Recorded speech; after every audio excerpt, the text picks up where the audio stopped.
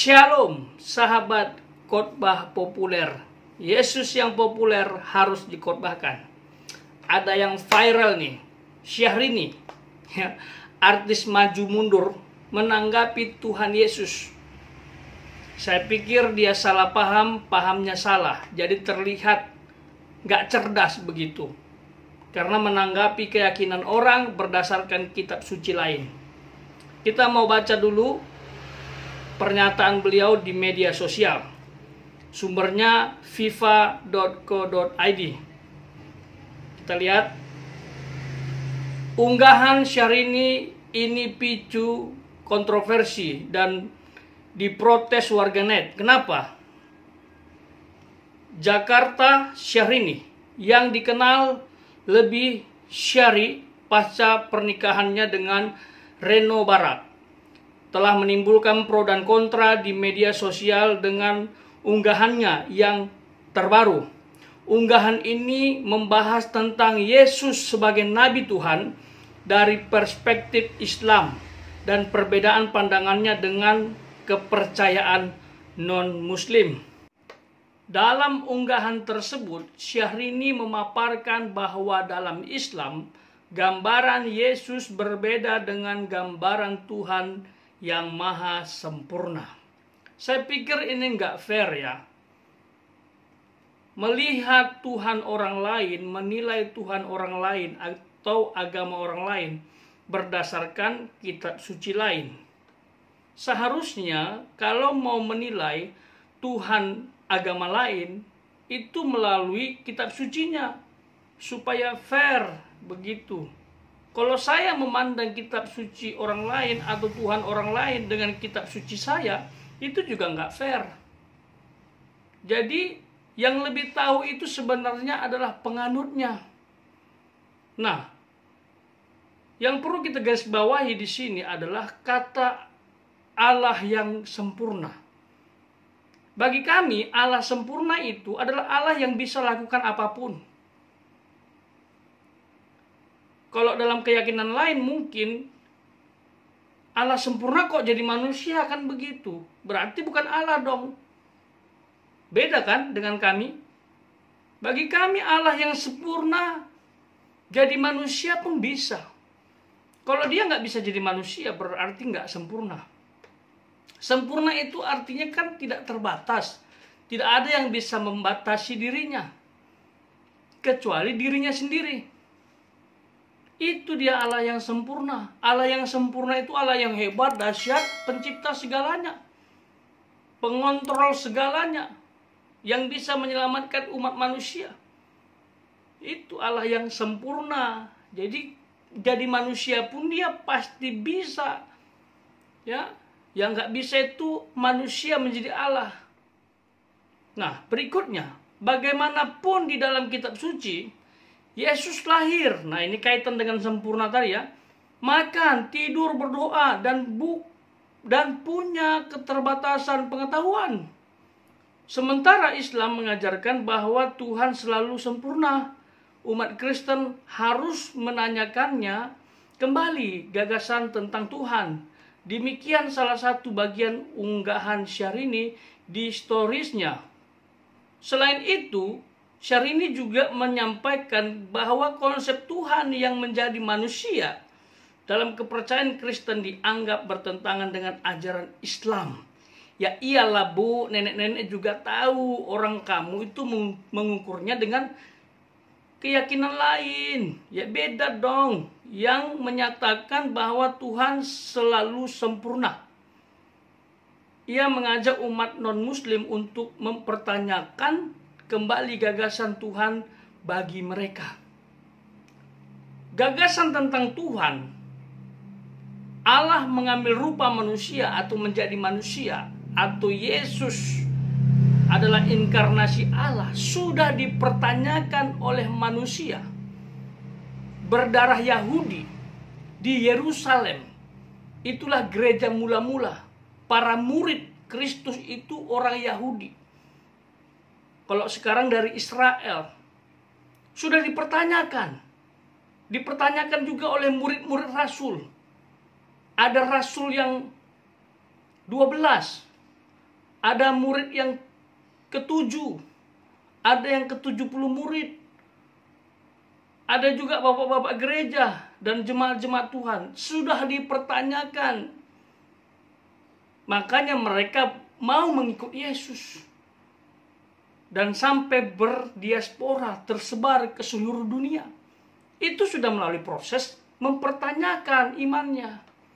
Dan mendapatkan jawaban yang masuk akal karena pertanyaan itu dibalanskan dengan iman.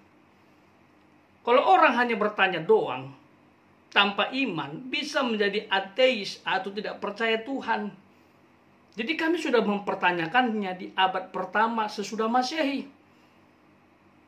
Makanya kami kuat dalam iman, teguh dalam Tuhan, terus mengikut Yesus apapun yang terjadi.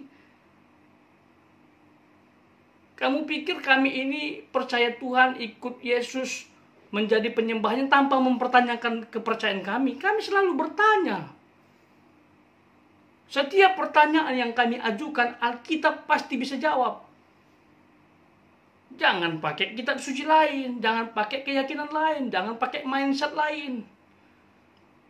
Pertanyaan-pertanyaan yang muncul dari benak manusia tentang Tuhan, tentang Yesus harus dipertanyakan kepada Alkitab dan Alkitab yang menjawab. Itu dia. Jadi kalau disuruh kami mempertanyakan, sudah dipertanyakan berabad-abad lamanya. Semakin banyak orang mempertanyakan Tuhan Yesus dan mencari jawaban dari Alkitab, maka dia akan semakin cinta Yesus. Kalau dia pertanyakan kepada yang lain, yang nggak paham Alkitab, apalagi pakai sumber yang lain, yang nggak sinkron lah. Yang nggak sinkron. Ibarat kalau kita bertanya tentang agama lain, lalu Alkitab disuruh menjawab, yang nggak bisa menjawab karena anutan tokoh Tuhan yang ada dalam kitab suci lain, dalam agama lain, tidak ada dalam kitab suci kami. Itu loh. Jadi harus paham ini. Macam kami ini mengikuti Tuhan dengan tanpa pertanyaan, ikut-ikut aja. Enggak. Justru kami adalah orang Kristen yang membalanskan iman, logika, hati, dan lain sebagainya. Sehingga orang bisa menjadi pengikut Kristus sejati. Berikutnya, umat Kristen harus bertanya pada diri sendiri. Apakah gagasan tentang Tuhan dulunya adalah seorang anak yang lemah dan tidak berdaya, yang tidak dapat bertahan hidup tanpa makanan, minuman, dan tidur sama dengan Tuhan yang Maha Kuasa yang dijelaskan dalam Perjanjian Lama? Tentu saja tidak. Lanjutnya, kembali lagi saya mau katakan, ini Syahrini ini tidak paham atau pahamnya salah mengenai Allah dalam Perjanjian Lama, Perjanjian Baru. Itu bukan Allah yang berbeda, itu Allah yang sama, Allah yang satu. Hanya saja zamannya berbeda. Kita harus paham sejarah dalam Alkitab. Ya. Kalau dia menjadi manusia, dimulai dari anak-anak, dia makan, tidur, dan lain sebagainya, itu bukan menunjukkan dia lemah.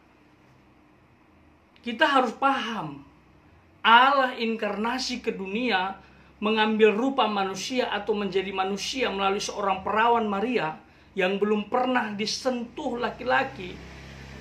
Dan ini bicara tentang karya Allah yang membatasi dirinya supaya sama seperti manusia. Bukan berarti dia tidak bisa melakukan apapun yang bersifat supranatural, dia bisa. Dan ini bicara tentang kristologi. Kalau bicara tentang kristologi, kita harus ingat dua hal yang tidak bisa dipisahkan. Yang pertama, Yesus adalah Allah sejati. Yang kedua, Yesus adalah manusia sejati. Dari segi kealahan dia bisa apapun dan dia sempurna. Bahkan belum jadi manusia dia sudah ada. Ingat dalam Yohanes pasal 1 ayat 1. Pada mulanya adalah firman. Firman itu bersama-sama dengan Allah. Firman itu mencipta. firman itu menjadi manusia di ayat berikutnya. Itu harus paham. Itu kealahan. Kalau kemanusiaan, dia membatasi dirinya dengan tujuan yang mulia untuk menebus dosa manusia. Dosa yang diwariskan oleh Adam dan Hawa kepada seluruh keturunannya. Secara otomatis, jadi setiap orang lahir itu sudah ada dosa asali, dosa asal, dosa warisan. Makanya anak-anak kecil gak usah diajari berdosa, bisa sendiri. Kenapa? Karena ada benihnya. Jadi harus paham. Kalau bicara tentang Yesus, Anda sedang nilai kemanusiaannya. Sehingga terbatas dong untuk dikatakan sebagai Allah. Allah kok makan, tidur, minum, mati. Oh, lupa naik ke surga kan? Dan akan datang nanti. Tapi ingat juga kealahannya. Dia sudah ada dari kapanpun. Dia adalah Alfa Omega. Dia datang ke dunia untuk mati di salib, menebus dosa. Yang percaya kepadanya akan diselamatkan, tidak binasa. Dan tidak ada manusia satupun yang diselamatkan tanpa melalui juru selamat. Makanya dia datang. Dari perjanjian lama, dari Kejadian mulai pasal 3 ayat 15. Kita menyebutnya dengan istilah proto-evangelion. Proto-evangelion itu adalah Injil yang pertama. Yang dimana Allah melakukan sebuah perjanjian untuk menghancurkan iblis. Untuk dia menyelamatkan orang berdosa melalui keturunan perempuan. Itulah Yesus digenapi ribuan tahun setelahnya. Dan dibicarakan oleh para nabi dalam perjanjian lama ribuan tahun lamanya. Dan digenapi dalam perjanjian baru. Itu, jadi sinkron tuh, jangan dipisah-pisah Allah perjanjian lama dan perjanjian baru. Syahrini nggak paham ini, tapi kelihatannya paham banget begitu. Jadi kalau dia seperti manusia itu karena dia membatasi dirinya. Tapi dari segi kealahannya dia bisa apapun. Dia disalib, itu kemanusiaannya. Dia dikubur, kemanusiaannya. Ya. Lalu dia bangkit dari kubur, itu adalah kealahannya yang membangkitkan. Lalu dia menjadi Allah yang sempurna, tidak dibatasi lagi dengan tubuh fisik manusia ini. Sama seperti dia belum menjadi manusia, dia Allah yang sempurna. Dan dia akan datang menjemput orang percaya kepadanya. Yang kita kenal dengan istilah rapture, pengangkatan orang percaya yang mati dalam Tuhan diangkat, diubahkan tubuhnya dengan tubuh kemuliaan, yang hidup saat itu juga diangkat. Pastikan iman setiap orang percaya teguh dan siap sedia menantikan kedatangan Tuhan. Itu, jangan sok merasa tahu keyakinan orang. Dan terakhir, postingan Syahrini ini telah memicu berbagai reaksi di media sosial dengan beberapa netizen menilai bahwa ia sedang berusaha menyebarkan ujaran kebencian. Kalau orang Kristen nih lakukan seperti ini, wah udah rame. Kami mengasihi siapapun. Anda mau hina rendahkan Tuhan kami yang akan bertindak. Jangan main-main loh ya. Udah banyak yang korban karena menghina Tuhan Yesus. Jangan sampai Anda juga jadi korban. Syahrini, kalau nggak setuju, nggak sepaham dengan keyakinan lain, diam saja. Toleransi, Bu. Toleransi. Menghargai itu indah. Saya juga banyak nggak setuju, nggak sepaham dengan keyakinan lain, tapi saya hargai si penganutnya. Justru karena saya menghargai, disitulah terlihat kasih saya kepada sesama. Karena saya menghargai, disitulah kelihatan iman saya. Karena saya mengasihi, mengampuni, disitulah kelihatan kualitas iman saya. Karena orang yang punya iman, punya Tuhan yang dahsyat, pasti bisa mengasihi sesama walaupun berbeda. Sekali lagi saya mau tegaskan, ini bicara tentang master plan Allah, rencana Allah dari kekal sampai kekal, yang dimulai dari kejatuhan malaikat ke dalam dosa sehingga menjadi iblis yang sekarang ada di sekitar kita. Dia ingin seperti Allah, mengambil tata Allah, akhirnya dibuang dari surga. Dan dia menggoda manusia yang pertama Adam dan Hawa jatuh dalam dosa. Sehingga mereka harus dipulihkan. Siapa yang bisa memulihkan? Hanya manusia yang tidak berdosa. Sementara keturunannya semua sudah berdosa. Sehingga Allah berinisiatif mengambil rupa manusia.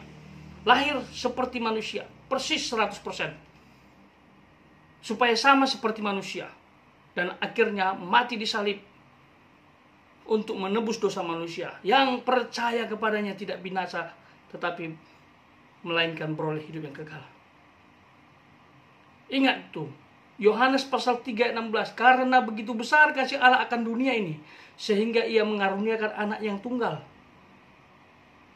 Supaya setiap orang yang percaya kepadanya tidak binasa, melainkan beroleh hidup yang kekal. Itu. Jadi paham karya Allah yang sebenarnya. Dan kita sudah masuk ke penghujung zaman, yaitu zaman anugerah, zaman Roh Kudus, zaman Kristus. Dan kita mau masuk ke zaman tribulasi, zaman di mana nanti terjadi penyiksaan besar.